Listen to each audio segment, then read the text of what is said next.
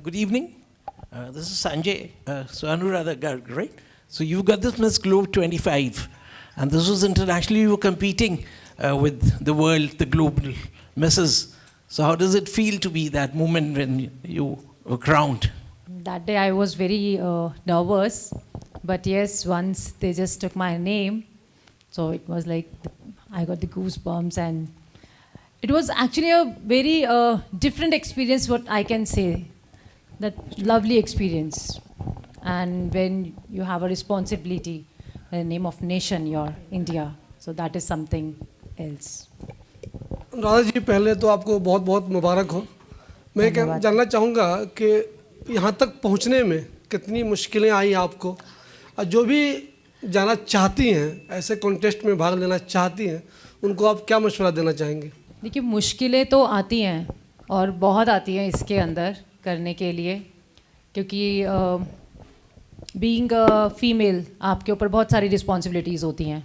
उनको बिना छोड़े हुए इन चीज़ों को करना आसान नहीं है, लेकिन जो चीज़ आसान नहीं होती है, मुझे लगता है वही सबसे अच्छी होती है, उसको हम लोग इन्जॉय भी करते हैं। मतलब फाइनल में आपके साथ स्टेज पे कौन सी कंट्री के पार्टिसिपेंट थे और आपने किनको डिफीट किया है? 60 कंट्रीज़ थी टोटल, और ऑब्वियसली 59 को डिफीट करके यहाँ तक पहुँची हूँ। मेरे लिए तो पूरा वर्ल्ड ही था वहाँ पर। और ऐसा कोई मोमेंट कि जब लगा हो कि अब टाइटल हाथ से जाने वाला है? हाँ, लगा था एक बार, जब ये डिसीजन आया था और रनर्स अप, एंड ऑब्वियसली देखिए सब कंट्री से आई हैं, सबके पास टाइटल था, हर कंट्री का टाइटल लेकर के आई थी, बहुत स्ट्रॉन्ग कैंडिडेट थी सारी। तो हाँ, एंड में एक मोमेंट के लिए लगा कि पता नहीं, मतलब मेरा नाम है ही नहीं, चॉइस ऑफ पीपल में नहीं है, यहाँ भी 4 रनर अप्स निकल चुके हैं, मेरा नहीं है। तो वो एक जो क्षण होता है ना, वो ऐसा था कि जान निकल गई थी उस टाइम पर कि क्या होगा। तो वो टाइम था मेरे लिए, बहुत टफ था वो टाइम मेरे लिए, वहाँ खड़े रहना बहुत टफ हो रहा था। ये बताया कि पीछे बहुत से इवेंट हो चुके हैं जिसमें अभी तक भारत का कहीं कोई नाम नहीं आया, और आप 2025 में पहले जो फर्स्ट ईयर आपका शुरुआत में ही आपको एक ग्लोबल 2025 में आपको अवार्डेड किया गया और एक क्राउन मिला है। एक फीलिंग होती है कि जब बहुत समय से कुछ नहीं आता तो एक कुछ चीज़ें पा जाना, और वो भी कंट्री के लिए, कितना अप्रिशिएट करते हैं आप? 100% मैं उसको अप्रिशिएट करती हूँ, क्योंकि उसको लाने में जो मेहनत हम लोगों ने करी है, दिन रात एक करा है, टीम ने खाया नहीं था, पिया नहीं था। हम जहाँ पर शूट करते थे वहाँ पानी भी नहीं मिलता था, भरी धूप में 40 डिग्री 45 डिग्री में हम लोग काम कर रहे थे। तो ये क्राउन बहुत इजीली नहीं मिला है, बहुत मेहनत लगी है, बहुत मेहनत लगी है इसके लिए, पूरी टीम की मेहनत लगी है, अकेली मेरी मेहनत नहीं है, पूरी टीम की मेहनत है इसके अंदर। Congratulations for the victory and for representing India internationally। तो काफ़ी अभी वो देखा, वीडियो देखा, काफ़ी अच्छा लगा। जानना ये चाहूँगा कि अब आगे फ्यूचर में क्या प्लान्स हैं? क्या बॉलीवुड में ट्राई करेंगी? मॉडलिंग तो कर ही रही हैं, तो बॉलीवुड में या सोसाइटी के लिए कुछ चेंजेस करना, पॉलिटिक्स, क्या आपका प्लान है आगे? थोड़ा देखिए, जो आएगा, मना कुछ नहीं है, करूँगी सब कुछ, अब किस्मत है, जहाँ ले जाएगी जाऊँगी। Thank you so much. कब आपके मन में आया कि मुझे ऐसा करना चाहिए और आज यहाँ पर, और एक्सपीरियंस कोई आपका? हाँ देखिए, बिल्कुल जब कॉलेज में थी तब था मन कि हाँ ये करूँगी, पर होता है ना कुछ, तब शायद डेस्टिनी में नहीं लिखा हुआ था, नहीं कर पाई। पर आज एक बच्चे की माँ हूँ और कर पाई, क्योंकि बच्चे ने सपोर्ट किया, और ऑफिस आप लोगों को पता होगा, वर्किंग हूँ, ऑफिस की तरफ से पूरा सपोर्ट मिला, टीम अच्छी मिल गई, इंडिया INC तो कर गई इसके लिए। फाइनल में आपसे क्या सवाल पूछा गया, थोड़ा अगर आप शेयर करना? वहाँ पे पर्सनालिटी प्रोफाइल होता है, आपको अपने मन का जो आप कर रहे हैं, आप आज की डेट में आपने क्या किया है, आपको क्या पसंद है, किस तरीके, अपने बारे में दिल से बताना पड़ता है वहाँ पर। एज सच कोई क्वेश्चन नहीं था मेरे लिए कि मैं बोलूँ कि हाँ मेरे से ये क्वेश्चन किया और मैंने इसका जवाब बहुत अच्छा दिया इसलिए मुझे क्राउन मिला, नहीं। वहाँ पर जो 10-12 दिन हमने वहाँ पे 60 कंट्रीज़ थी, हमने जो वहाँ पे बिताया, हमारा बिहेवियर क्या था, हमने क्या किया, हमने उन लोगों के लिए क्या किया, उनकी टीम के साथ हमारा बिहेव, बहुत सारी चीज़ें होती हैं, वो सब पैरामीटर्स को क्रॉस करके ये क्राउन मिलता है। तो एक क्वेश्चन पे ये क्राउन बिल्कुल भी डिपेंड नहीं था। दिस आइडिया, हाय, जब ये ऑल सारा प्रोसेस हो रहा था, हाउ वर आप कैसे खड़ी रही उस वक्त भी, और कैसे सपोर्ट पिलर की तरह आप रहे, अगर कुछ हाईलाइट आप दे पाए। मिसेस इंडिया आईएनसी की फाउंडर होने के नाते मैं कहूँगी कि मुझे एक माँ का दर्जा दिया गया है। 2022 में जब हम पहली बार मिसेस वर्ल्ड का खिताब लाए, उसके बाद हमने मिसेस गैलेक्सी का खिताब जीता, और आज मिसेस ग्लोब का खिताब जीतने के बाद मैं कहूँगी कि हर साल मैं तजुर्बे के साथ सिर्फ मेरी रिस्पॉन्सिबिलिटी और अच्छे से समझ पाई हूँ। भारत की जो शादीशुदा नारी होती है वो खुद अपने कंधों पे काफ़ी सारी रिस्पॉन्सिबिलिटी लाती है, और उनकी रिस्पॉन्सिबिलिटी लेना मुझे लगता है इससे बड़ा काम कोई नहीं हो सकता इस दुनिया में, क्योंकि वो खुद अपना घर, अपने बच्चे, अपना काम लेकर चल रही हैं।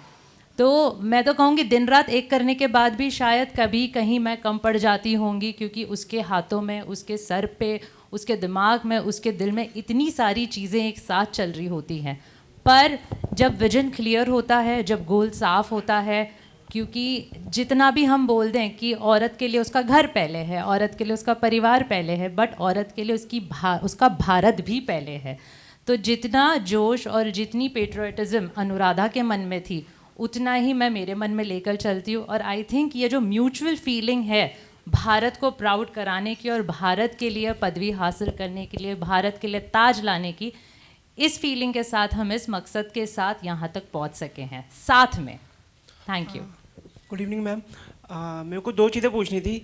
एक, जब भी हम किसी क्रिएटिव फील्ड में जाते हैं तो दो चीज़ें हमारे सामने होती हैं कि हमको सबसे ज़्यादा क्या चीज़ मोटिवेट करती है जिस वजह से हम उस फील्ड में जाना चाहते हैं, और दूसरी चीज़ हमें क्या चीज़ सबसे ज़्यादा जिससे डर लगता है कि ये चीज़ अगर हम नहीं कर पाए तो कैसे होगा। आपको किस चीज़ से सबसे ज़्यादा डर लगा और किसने आपको मोटिवेट रखा मैम? ये इंडस्ट्री मेरे लिए बिल्कुल नई है, तो मैं डर गई पहले ही। मैं ये नहीं कहूँगी कि आज मैं ताज ले आई, मैं डरती नहीं थी, नहीं, मैं बहुत डरी हूँ, मैं एंड तक डरी हूँ।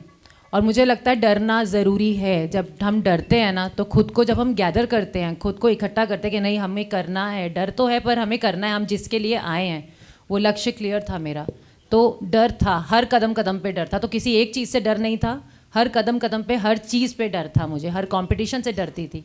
पर अगर आप मेरे को अगर आपने देखा है लाइव, अगर ये देखा है आपने, तो आपने देखा होगा वो डर कहीं मैंने सामने अपने आने नहीं दिया, उसको जीता और आगे चली हूँ। Thank you so much. Firstly, as I mentioned some time back about the patriotism, the whole pageantry concept started with the feeling of representing India. Each pageant aspirant who moved out with the flag of India had the responsibility of representing India and being an ambassador of India. I think this whole feeling is getting diluted today.